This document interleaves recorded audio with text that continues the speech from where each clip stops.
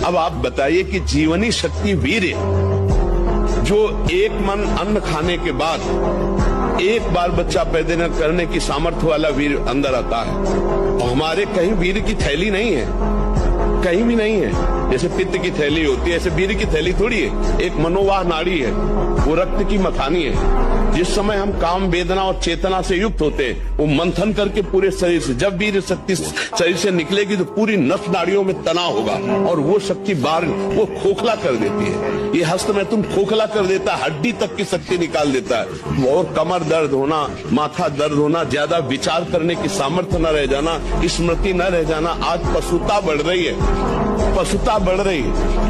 ये क्या हो रहा है? ये जो व्यवहार बन रहा है, ये धर्म में चलेंगे, इनका जीवन अच्छा होगा, ये पवित्र विचार वाले होंगे, ये भगवान को मानेंगे।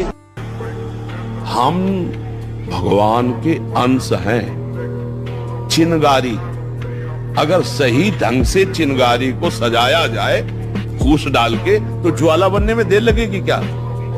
हम उसी ज्वाला की चिनगारी है जिसे परमात्मा कहते हैं, जिसे ईश्वर कहते हैं, उसी की चिनगारी है। तो चिनगारी को आप चिनगारी मत रहने दो। अगर चिनगारी एक बूंद पानी से बुझ सकती है, तो चिनगारी को अनुकूल अगर फूस मिल जाए तो ज्वाला बनने में देर नहीं लगेगी। ये तो चिंता मत कर, बस गंदी दृश्य देखना बंद कर मोबाइल से, और गंदी हरकत करना बंद कर, और दंड बैठक मार, 2-3 किलोमीटर दौड़, सात्विक भोजन कर, सत्संग सुन, नाम जप कर, देख तेरे जीवन में प्रकाश आता है। मन 5 ज्ञानेंद्रियों के साथ विषय भोगों की तृष्णा में ये भटकता ही रहता है। शब्द, स्पर्श, रूप, रस, गंध, ये प्रकृति के भोगने में मन को बहुत अच्छा लगता है, लेकिन कहीं उसको तृप्ति नहीं मिलती, इसलिए भटकता रहता है। इन्हीं बंधन से मुक्त होना है। तुम थोड़ी खाते हो, रसेंद्री उसका स्वाद लेती है, और तुम रसेंद्री से बहुत अलग हो। तुम सच्चिदानंद स्वरूप हो।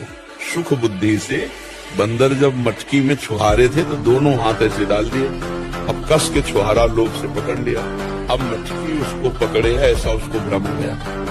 अगर वो छुहारे छोड़ दे तो मुक्त है, लेकिन वो यदि आपके मन में काम आता है और आपने किसी से भी ऐसा संबंध रखा है, किसी क्रिया से, किसी व्यक्ति से, तो ये मन आपको वहीं जाके खड़ा कर देगा। मन जाके वही आपसे क्रिया कराने लगेगा।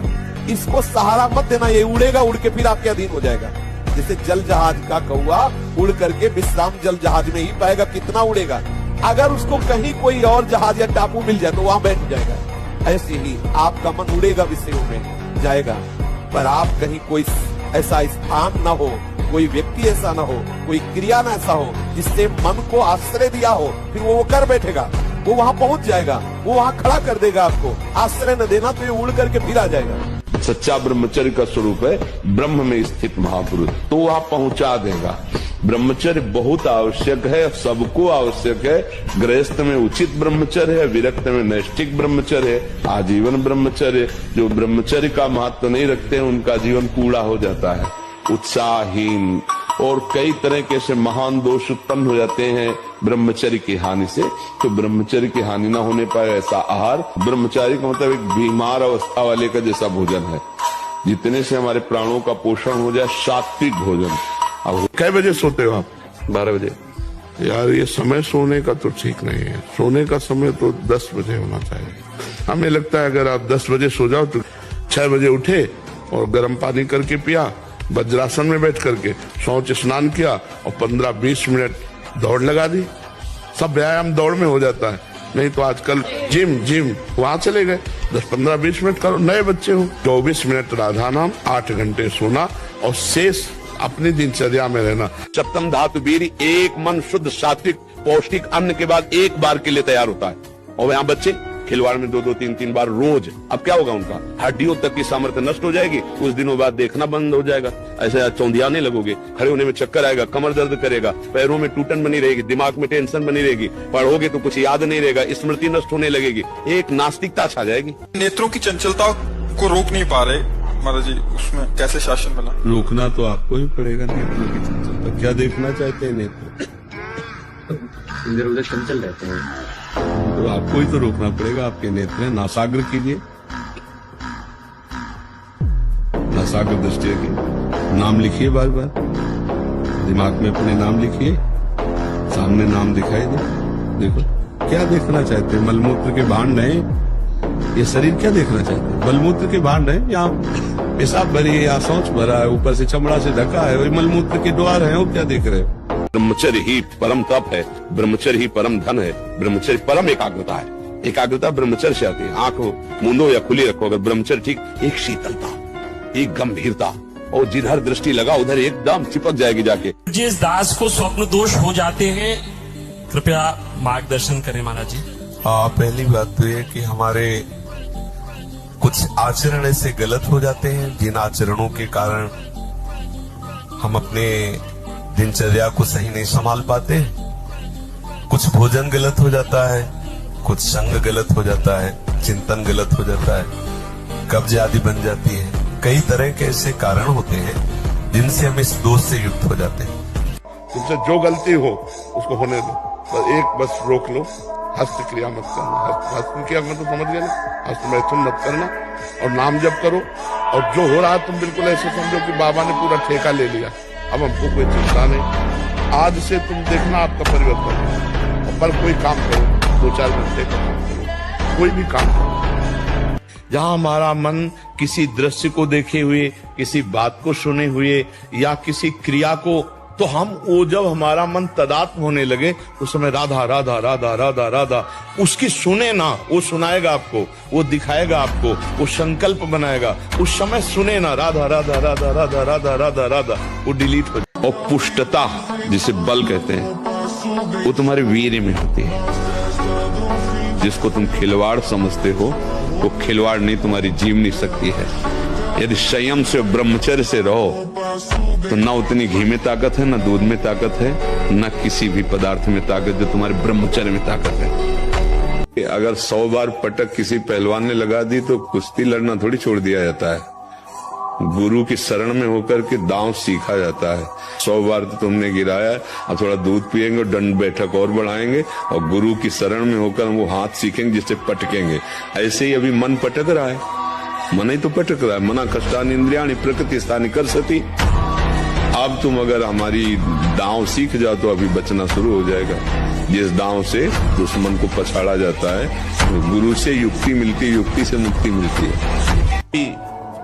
आज जो सत्संग में बैठा है, वो अगर इन गलत क्रियाओं को करता है तो वृंदावन धाम को साक्षी करके कसम खा लो, आज से स्वयं में कोई भी ऐसी असत क्रिया हम नहीं। ये देह नष्ट होने वाली वस्तु है, इसी से हम अविनाशी पदवी प्राप्त करेंगे। 2 महीना सच्चाई से ब्रह्मचर्य रह के देख लो, 2 महीना। अगर आपकी जैसे गिलहरी नहीं टिलटिलाती है, ऐसे पूरे शरीर में ऊर्जा शक्ति आपको दौड़ती नजर आएगी। ब्रह्मचारी के पैर ऐसे पड़ते हैं जैसे आग में कोई चलता हो। आग में कैसे चलता है, ऐसे उसके पैर पड़ते हैं। बोझ, तेज, ब्रह्मचारी। इसलिए बहुत सावधान रहिए, अपने कान को संभालिए, जबान को संभालिए, नेत्रों को संभालिए। इन 3 से ही साधना बनती है और बिगड़ती है। नेत्र गलत देखेंगे, जबान गलत बोलेगी, कान गलत सुनेंगे तो आपका गलत चिंतन होगा, गलत क्रियाएं होंगी। वो आप सत्य सुनोगे तो सत्य भगवान की प्राप्ति कराता है। जैसे हम अपने शिष्य से बहुत प्यार करते हैं, लेकिन वो मर्यादा के खिलाफ आचरण की चेष्टा करता है, तो हम अपने प्यार को दंड रूप में परिवर्तित करके उसको शासन में लेते हैं। तो ऐसा नहीं है कि संत जन प्रीति के अलावा और कोई व्यवहार नहीं करते, नहीं, वो नीति का भी पालन करते हैं। अगर नीति के विरुद्ध आचरण हुआ तो 21 बार क्षत्रियों का संहार किया भगवान परशुराम ने। तो इस बात समझनी चाहिए।